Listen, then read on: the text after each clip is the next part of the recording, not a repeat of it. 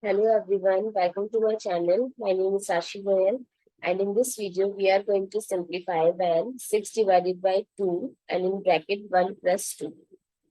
So here we are going to solve this with the help of word mass.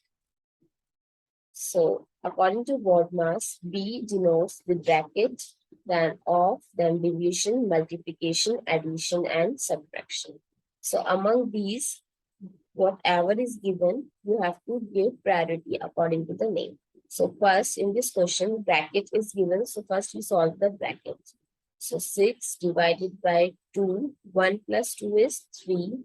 And if there is no sign in between the number and bracket, that means there is a multiplication sign.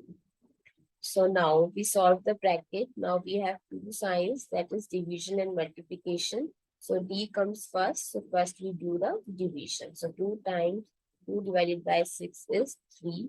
Now 3 times 3 is 9. So that's how we can solve this type of problem. If you find it useful, please give us a thumbs up and do subscribe to my channel. Stay tuned.